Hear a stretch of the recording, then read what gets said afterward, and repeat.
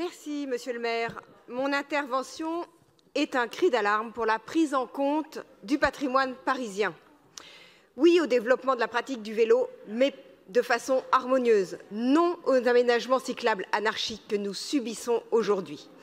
2 ans que nous subissons les coronapistes, les plots jaunes, les feux à scotch, les perspectives cassées. Je pense en particulier à la rue Saint-Jacques, axe majeur depuis l'époque gallo-romaine, gâché par ses aménagements instables et affreux. Que dire de la place Abdelkader, devant le café La Traversée de Paris, qui est un monument du 7e art français? Un panneau pour autoriser le passage des vélos tient en équilibre scotché sur son socle. Tous les jours, dans le 5e, j'entends les protestations des habitants, non pas sur la pratique du vélo, mais sur la façon dont ces pistes sont implantées. L'espace public est mité de jaune, des forêts de plots jaunes succèdent à des remparts de béton et vice-versa.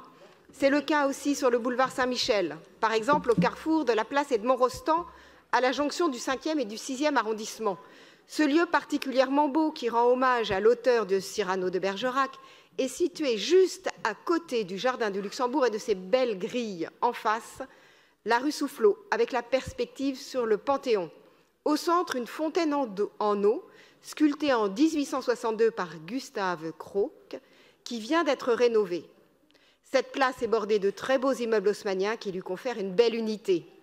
Or, ce lieu de toute beauté est ruiné par des aménagements cyclables désastreux, enlaidis par les habituels plots jaunes, les affreux blocs de béton, les barrières de différentes couleurs posées cahin-cahan et les feux tricolores temporaires brinque-ballants.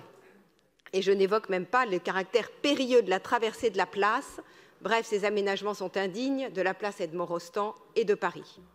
La beauté d'une ville, la beauté de Paris, ne se résume pas à ces monuments et édifices célèbres. C'est une harmonie des façades, des rues, des places et des jardins.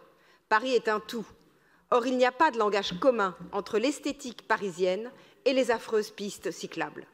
Ces balaves sur les chaussées cassent les perspectives, défigurent la perception des façades, dénaturent l'harmonie du Paris que nous aimons. Oui, Paris s'enlaidit, et nous déplorons que les pistes cyclables figurent au premier rang du massacre, Monsieur Sidbon.